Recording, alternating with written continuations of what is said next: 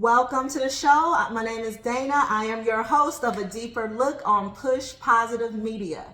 I'm here with two students today that are going to walk us through the tragic events of what happened at John Adams High School when a young student was gunned down through senseless violence in his neighborhood just leaving school. So we have two student activists that decided they're not going to be silent, they're going to stand up, they have a voice, and they're going to do something about it. So it's my pleasure to introduce these two ladies. This is Lavashanae on the end here, and this is also Precious. So ladies, please introduce yourselves to the viewers. Hi, my name is Lavashanae. I am 18 years old. I attend John Adams High School, and I am a senior. Okay. Hi, my name is Precious Jones. I am 15 years old. I am a freshman, and I attend John Adams High School. Right. I am also a young activator. Yes, activists. Activators. We don't claim ourselves as activists. We are activators who are trying to make a difference in our community. I like that. So basically what we'd like to know is, what was the environment like at John Adams before all of this happened? Can you guys just let us know, what is your day like as students? Well, at John Adams, I believe before everything happened, it was a normal setting for a high school. There were fights, arguments. I feel like that's normal for a high school, but it was unexpected. So I feel like before everything happened, it was normal. Okay. Yeah, it was like we felt more. It was the normal environment as a high school. We both play basketball, have our games and stuff. We were feeling safe and collected. Yeah, so I don't feel like John Adams was an unsafe environment for the students before this tragedy. Tell us about your after-school activities. Like you said, you guys are in basketball, so it's plenty for kids to do. You know? Basketball. Also, we do trio, where we go on a lot of college field trips where they motivate us to go to college and continue to educate ourselves. So that's what we do in our free time. Okay. Well, what you think? Same. How's your after-school programs going? It's going pretty good. Again, we work with. We are in the program of trio. I have on some of the merch. Okay. Can everybody see that? There you go, John Adams. So it sounds like the teachers have been very involved in your lives, because you already know we just coming off of a pandemic where a lot of after-school activities were canceled. Children had to be, in the homes, and they didn't have these type of after-school activities that you guys have now. So it's kind of good to see that you guys have some activities and things you could do to kind of, make your life fun. Yeah. So I would say, what motivated you guys to start this program? Was it the events that happened with your classmate, or were you guys just thinking about it before then, like thinking like, man, we need to unite, we need to have some unity in our school? Or did the event of Pierre's passing catapult you guys into action? Like she said, an activator. Did that just bring you guys into action? Well,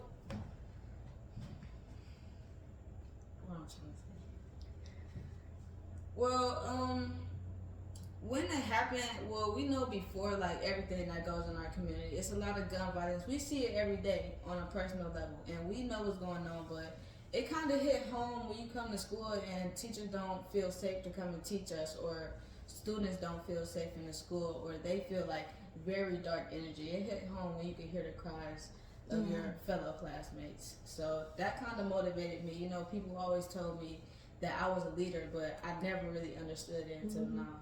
Yeah. Now you see, can make a difference. Yes, because sometimes we're all not as strong as we'd like to think we are, and we need another person to help us. And sometimes it could be just that one teacher out of many that could just say something inspiring to get you into action. So it's good. Thank you to all those teachers at John Adams High School that was there to console the kids and be there for their fellow classmates at a time of need, because I know that has to be hard to know that your classmate, someone that you see in the halls every day, have lunch with, and then that's very traumatic for any child to go through, to know that you were a part of something like that. Sometimes through tragedy we come together, but let's be real, we shouldn't have to for that reason. Yeah, and not only for the students, but for the teachers too. Like, we have teachers there that aren't the same as us, and I believe that they haven't experienced anything like that. So I believe that it could be very traumatic for them too, and I feel that. Yeah, yeah. So I wanted to tell you guys, what would you like to see different in your school since this happened? Well, we're young and we're trying to figure things out, but we just want to be a part. We want to be heard. We want to be let in on everything that's happening. Like, even after the protests, where they set the bus schedule to 3:15 to when we get out of school. I didn't know that. I wasn't contacted personally, or no other student was contacted. They contacted the school administrators, and my parent found out also. But it's things like that. We want to be let in as students. We need better communication with the administration and the students. And also, being with the bus schedule being changed, it still hasn't changed. Like, we were outside of our school today, and the 50 did not come till 3:50 when it's supposed to come at 3:15. So if these changes aren't made, then what's going on? Right. You're saying it needs to be communication, and it needs to be followed through. Yeah. Like, okay, these are the changes that are made, but are they really doing it? And we don't want temporary change. We don't want just the police to be out our school for a month. We want something that's permanent and something that's effective and something that will actually help us stay safe and feel safe coming to and from school.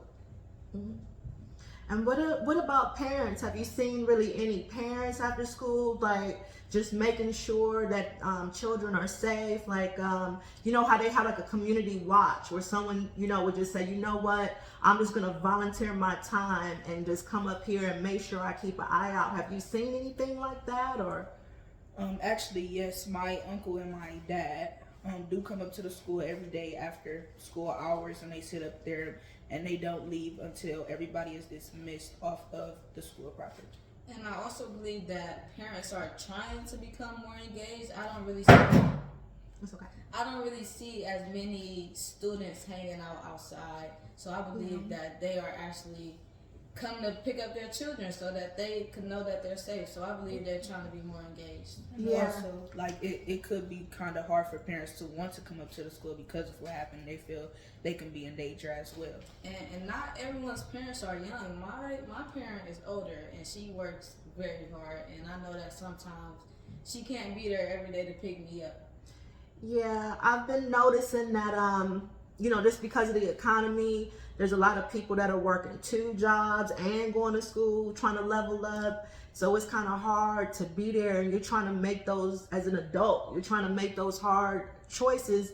Like, do I be there at 3:00 to make sure my child is safe? Or, but if I do that, I may be risking my job. And that's why I said, I think collectively, we all could pitch in collectively. Like you said, the buses. You said you want to make sure that there's some follow through with that RTA. If you're going to be there at a certain time and children are relying on that, as a safety measure, then they should make sure they're there, and they should be held accountable if they're not. Because that is what was put in place for your safety. And I mean, that goes for everyone. If I give my word, there's something that I'm going to do, then I should be held accountable if I don't, I should be called out on it if I don't take care of business. So I know that that's something that you children expect from an adult, because that is what we're preaching and teaching to you guys. Keep your word, stay on task, do your duty. And then I guess you guys are looking at us like, don't fall short. I mean, I know we're all only human beings, but you know, you're expecting for us to come through, especially when there is an issue like this, where there's where safety is involved, safety is called into question. There should be no doubt. We want to make sure that our youth and our children feel safe, you know. So I wanted to tell you guys a little bit about my experience, and I want to tell you, you know, you viewers as well. There's something that I have in common with these ladies. This is my first time here meeting them, and I'm very impressed with you guys. I'm very impressed. Whoever, you know, motivated and inspired you guys, God bless them. But I wanted to say that about a decade ago, my young cousin was gunned down. He went to John F. Kennedy High School, and in the same neighborhood as these ladies. And he went to a skating party not too far from John Adams, and he was shot and killed in front of all of his classmates. And I'm just saying that, you know, as a family, it was horrific. The school, it was tragic for the school. He didn't even get a chance to really even live life. It was senseless. It's a skating party for kids. And here it is a decade later, and we're still going through the same story. And it's like, at what point do we realize we have to do more than just pray about it and talk about it? Like this lady said, it's time to become an activator, go into action and start doing a little bit more to make sure our children are safe. And that's something that we share, and we don't even know each other, and we're living the same experience right now. Can you imagine having to bury a child that you love? This is your guy's classmate, and that was my family member, but it's still in between time. There's one too many, you know, of our youths are dying from just, no one has a reason. It's just pure hate. You know, it's just pure hate. So what would you like to see different? If you could just talk to the adults to help them see, like, this should not be normal. You know, it shouldn't be because we live in the hood, these type things happen. You know, what would you like to see? What would you like us as adults to do better for you guys, to support you guys? I would like to see more adults involved. Like, even if you don't have children, I know everyone has sisters, cousins, nieces, and nephews. What if it was one of them? I would like to just see them be a part, support us. We trying to make a change. Just be there for us and be there every step of the way. That's what I would like to see. More engagement. Yeah. Do you guys have like committee meetings or something now at your school since this has happened? I know you said you guys are moved into action. You're activators. What, do you have meetings or anything that maybe you want to tell the parents that they should be involved when you guys have these meetings, that maybe they need to know about it? So as of right now, we don't have any meetings. Well, we do have a parent-teacher conference coming up, but we are working with the administrators and the student council to go through ideas, things that we think will be better, things that will help get the parents involved. So we are working on that. We don't have anything set yet, but it's definitely in the being works. put into action. Yes. That's what it takes. Actually, in the first week that it happened, the first week that we came back to school, like, we were going into the gym and having like meetings and things like that with counselors and stuff like that to like just lift up some of our spirits and things like that. Yeah. Because we know it's hard for everybody. It's a lot of trauma. Even if you didn't know the person, it's still kind of hard on you to actually see that type of thing. But it was only a temporary thing. Like we were saying before, we don't want temporary solutions. We want something that'll help forever. Change for our future generations. And do you think it would be helpful to have like a designated counselor in your school? That the children, if they say you're having a hard time, like I said, you're a child, essentially, and you just may have witnessed or even been in proximity to something that was that violent. And maybe we call it post-traumatic stress. That's not just for people that were in the service or adults. Children can have post-traumatic stress too, where you may be afraid of your environment or maybe need help with your coping skills. Do you think maybe you know, there should be like a designated person in your school that can talk to you about trauma? Yes, I believe so. So we do have a counselor, but you have to sign up for it and get your parents' permission. So I do believe if we had just someone that was there to talk to us, that's their designated job. If we had that, I feel like it would be a lot better for students. Right now, since the tragedy happened, we have had people come into the school. We can talk to them, and different counselors going around the school and things like that. I believe that has been a little helpful to some of our peers. I'm sure it has, you know, because to not do nothing, you know, is far worse, you know. So I would say maybe there's a way that we guys can, you know, we adults is what I mean. We adults can support you guys a lot better than we have in the past, because we don't want to keep burying our children. So I think maybe there's something we can do. Please, if there's anything I can do, you guys know how to reach me. And, you know, when you talk to your school and you have your meetings, let them know that you want to reach out to the community. And, you know, for our viewers, if there's anyone in the Cleveland, you know, area that knows anything about grief counseling or any counseling for traumatic events, if you want to volunteer your services for John Adams High School, please look into that, because these children right here are telling us what they need, and it's about time we listen. I believe that most parents don't understand that sending your children to high school is more important than sending them to kindergarten or elementary. It's a lot more that goes on. It's a lot more dangerous. It's just a lot more to it. And at this time, it's the most important for us. We need as much support as we can get. You know, graduation, it's hard for students, especially in our community. Yeah. We need as much support as we can get. If I didn't have the support I had today, I don't know where I would be right now. Yeah, because, you know, like being a young adult coming into who you are, you know, you need support and you need people to push you to do better. You need guidance, because you guys were once us and our, you know, our age and our position. And I feel like some people don't get that. Like you've kind of forget about where you come from, and that's where people need to click in, that we do go through things and things do happen to us and we need help, we need support.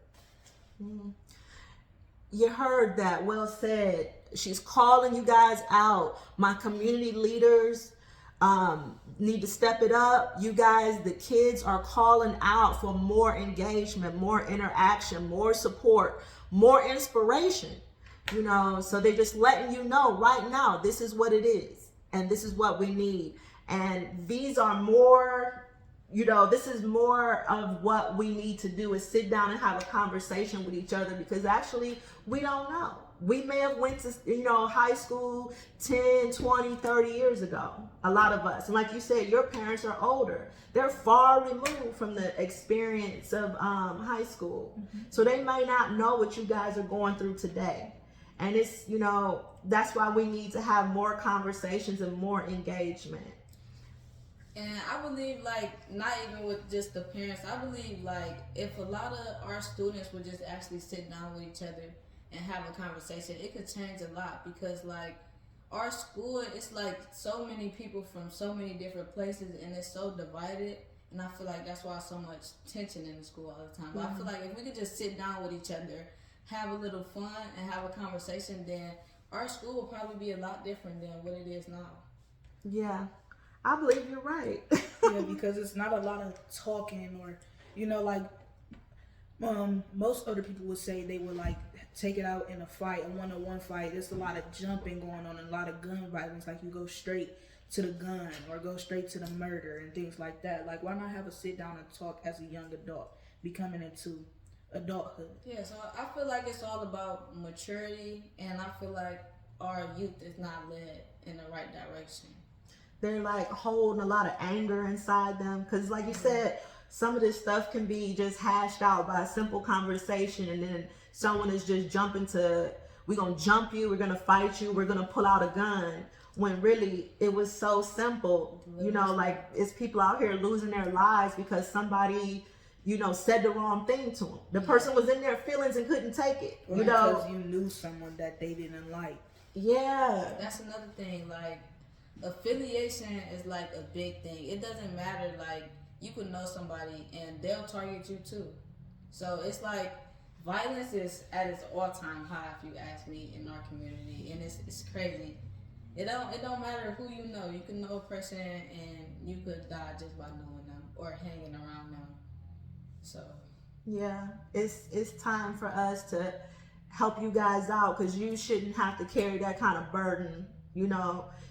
School should be fun. Yeah. School should be fun. Like you said, you're trying to worry about graduating, your school activities, like what college you want to go to. You should enjoy that experience and not, have the anxiety of wondering what's going to happen when I walk out those doors, Right.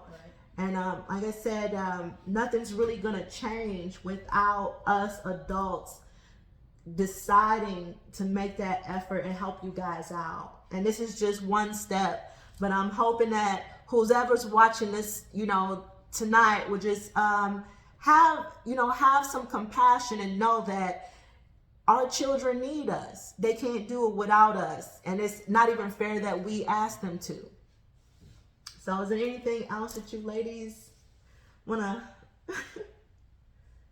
you can say whatever's on your heart. Whatever's on your heart. I didn't know we was gonna get the freestyle. I just wanted to say again to our whole our community, every black person in Cleveland, we need to come together to make a change, because it will never stop. We need our youth to be educated, and we need to be the leaders, the next leaders. And we need to set a nice, we want our youth, our next generations to live a nice life. We don't want them to go through the things that we're going through now. So it's time to stand up. We can't be stuck on our phones anymore. It's time to get in the real world. Snap back into reality. Parents, be more involved. Talk to your child. Maybe it's something going on at home that they just can't express to you, or they feel like they can express to you about. So maybe they just go straight to violence. Children ages all the way from kindergarten to high school, adults, just be you. Be seen and be heard. Talk to somebody. Let your feelings out. Us with our foundation, we're not going to stop until we see a change. This is not the beginning, but this also is not the end. Say the name one more time. Say the name of your organization. Brothers and sisters of the youth. You heard that, right? Brothers and sisters of the youth. They are coming together like family. So I think you guys will be invincible and take care of business where others are falling short. You guys are coming together. You see the need for it. I think you guys are brilliant. I love it. Thank so you. I'm going to say a little something that I had wrote down because I don't want to get emotional. So I wrote it down to be able to say it to you viewers out there. And I hope that you understand what I'm going to say and accept it in the spirit it was given. So the young man that died, his name was Pierre McCoy. He was an 11th grade student. And he passed away way too young, and it's senseless crime. It's definitely a crime of hate. And I wanted to say, for years, there has been all of these unwritten rules in our society. Don't ask, don't tell, or snitches get stitches. What I can tell you is this is an outdated way of thinking that has not served us at all.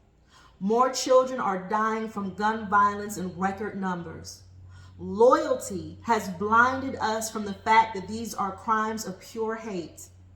If you have a killer of children in your home, please understand you do not owe them anything. The person you love has checked out and is no longer deserving of your loyalty. They already made their choice when they pulled the trigger. You do not have to burden your soul by keeping their dark secrets. How can we call ourselves kings and queens and take our rightful place on the world stage if we cannot protect our children or police our own communities? Can you imagine the horror of a parent knowing the last time they hugged their child was on their way to school? If we fail to act, the next time it could be any one of you. The souls of our deceased children deserve justice. Please pick up your phones and dial a tip line, a teacher, a pastor, a community leader today. That one call could save many lives of more children. So after this show, we are going to have listed a tip line for anyone that wants to give any information on any shooting or of the death of any child in our community or anywhere. We're going to give the tip lines and any other information we can to help someone give information anonymously. And we can't tell you enough, if there's anything that you may know that may help bring someone to justice. Remember, these are people that are in our community. They're predators, they're monsters, they're killing people. And it's time we do something about it if we want our children to live. If you want to stop burying your children and going to funerals for your children, it's time to do something about it. And like these young ladies said, they shouldn't have to bear the burden alone. It's up to us adults to lead the way. Thank you so much for tuning in. Thank you again for being here. Thank you, because our youth do have a voice, and I was happy to have you on my platform. And would you come back if you got an invitation? Would you come back to talk to our viewers? I would love to. All right. All right. Thank you. Thank you for tuning in to a deeper look on Push Positive Media. Take care, everyone. Goodbye. Bye, guys.